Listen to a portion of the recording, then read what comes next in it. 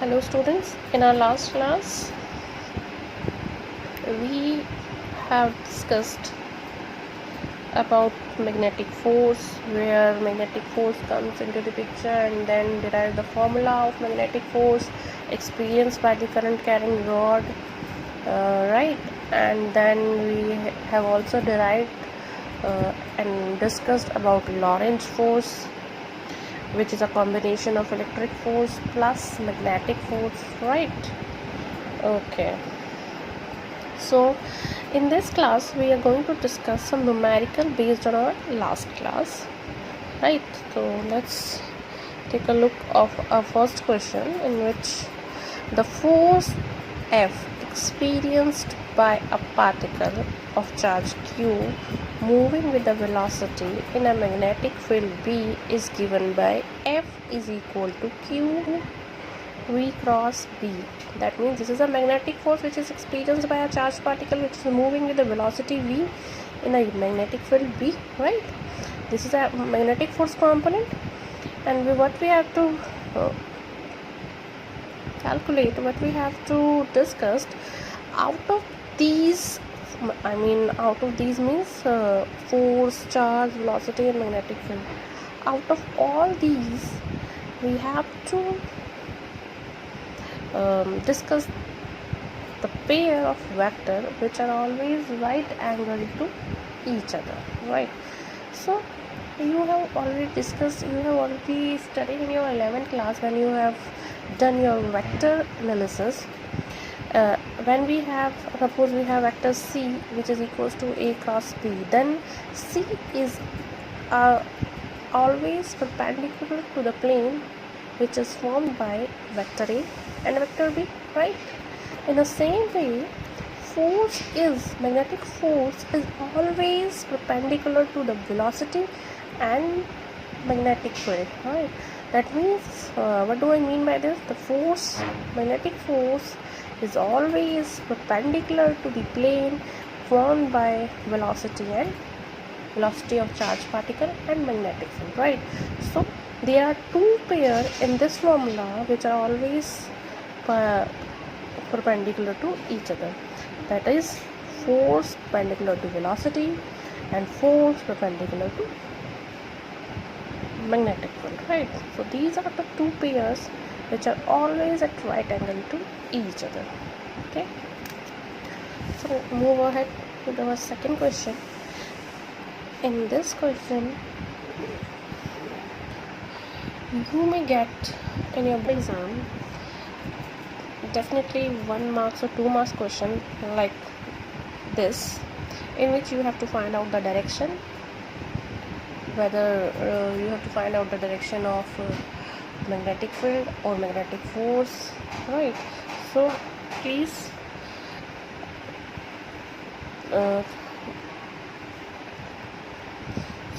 pay attention to this question.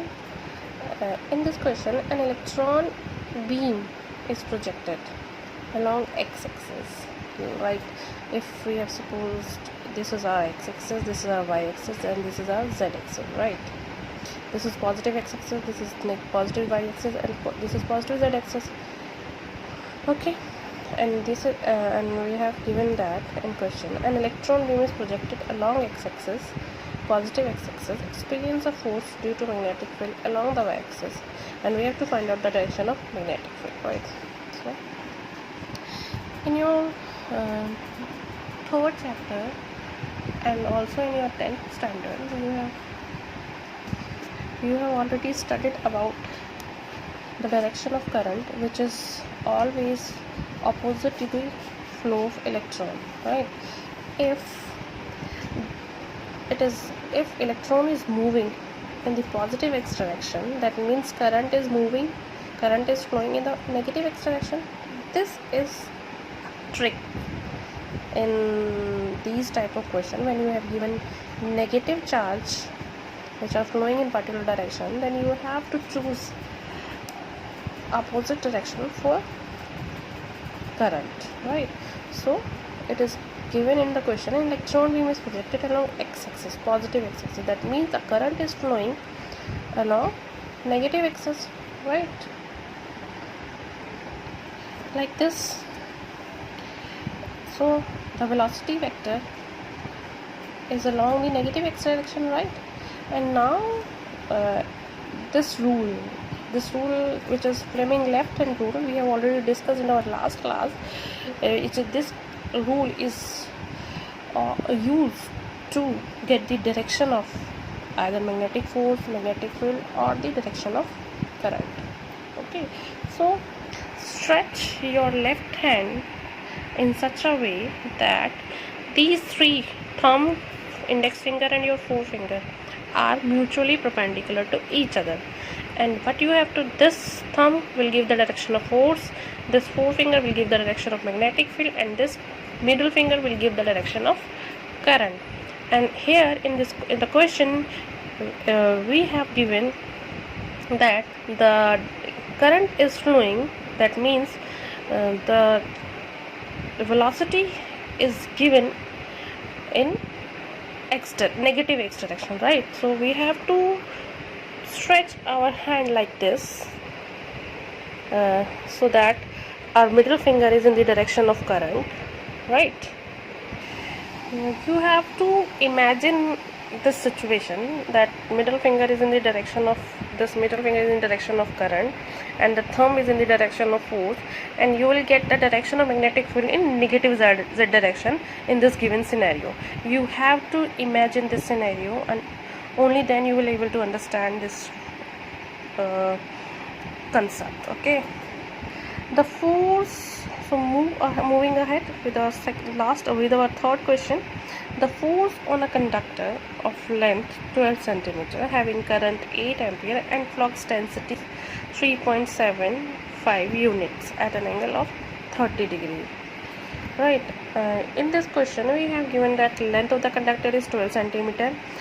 So it is necessary to convert it in SI unit. That means the length is given to us, which is 0.12 meter, and having a current 8 ampere, and the magnetic field is given that 3.75 unit and at an angle of 30 degree. We have to calculate the force experienced by the current carrying conductor, right? This is the given data which is written over here, and this is a formula through which we can calculate the force on a conductor. Putting all these values in this formula, and we get the value of force, which comes out to be 1.89. Let's move ahead with another question. In question, the force per unit length of two conductors carrying equal currents of 5 ampere separated by a distance of 20 centimeter in air.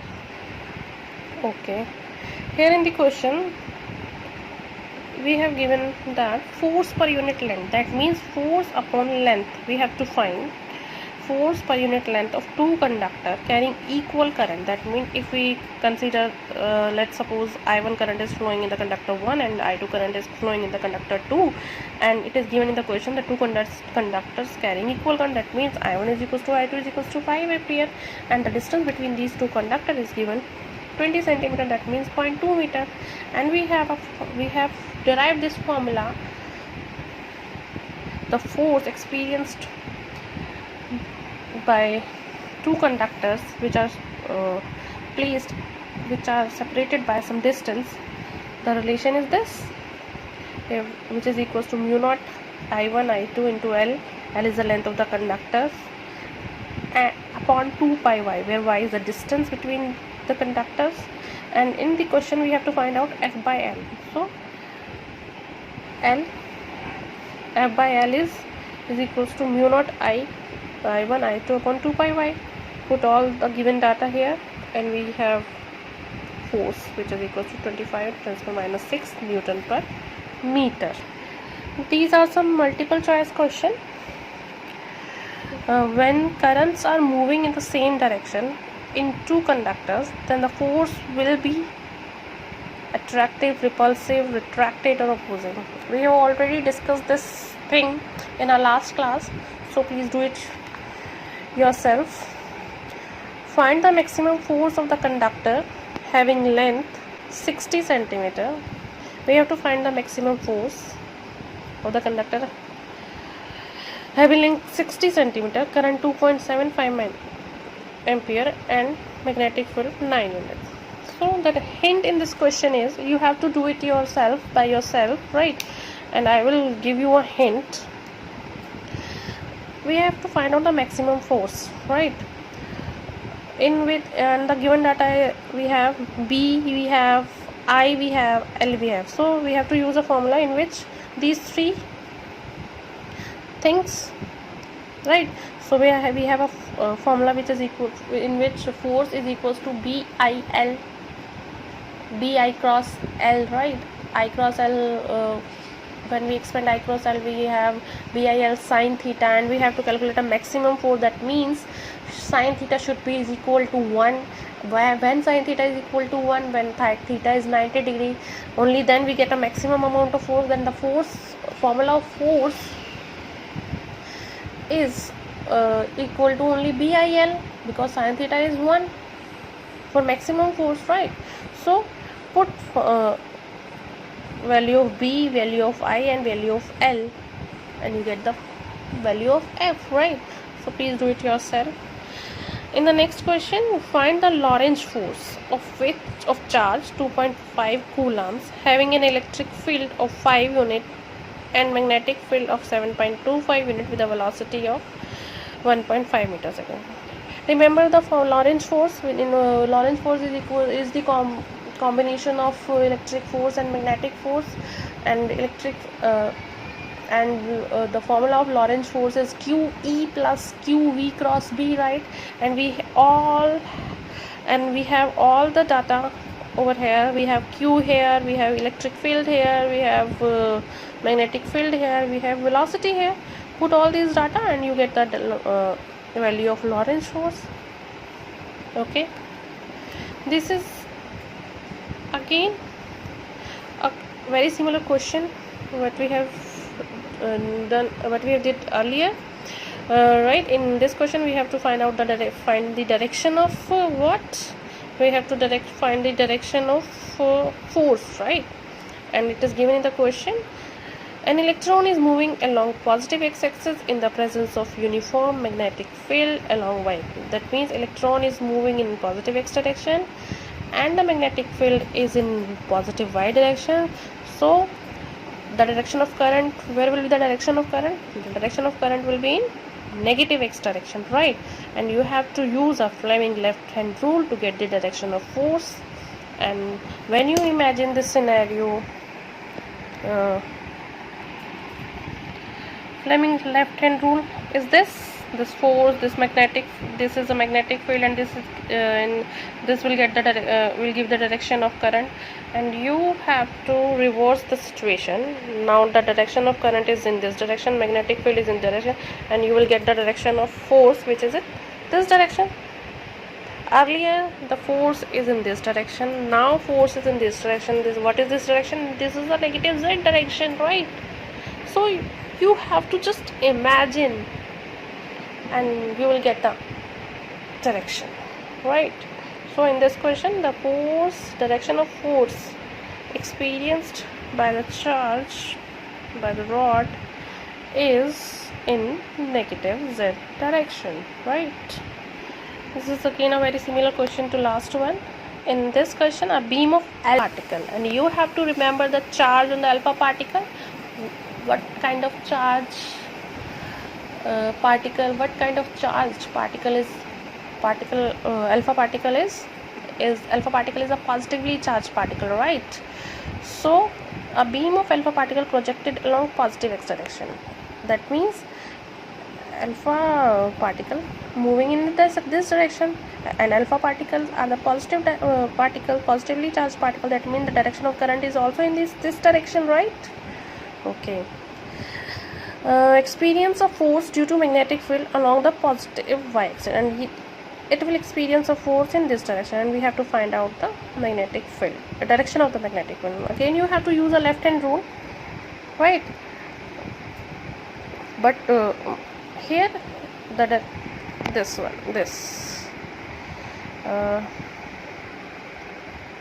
this is the direction of current,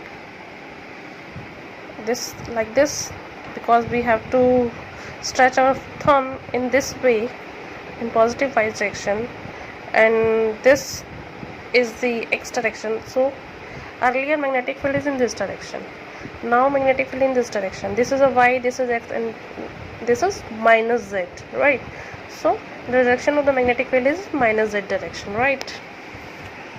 Okay, so the key point is, I have already discussed this key point. When we have a negative charge particle which is moving in some direction, then we have to choose the direction of the current opposite to the direction of the negatively charged particle, like, right?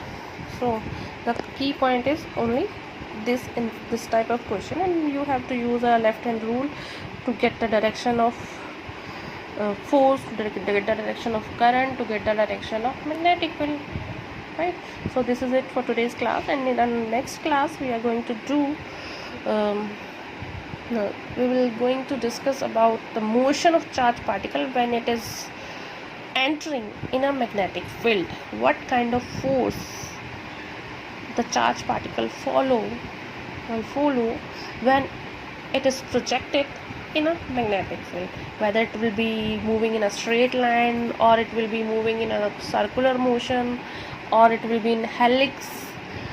What type of motion that charged particle follow when the charged particle entering in the magnetic field, we will discuss about these type of scenario in our next class, right? Okay, till then, stay safe, stay at home, bye.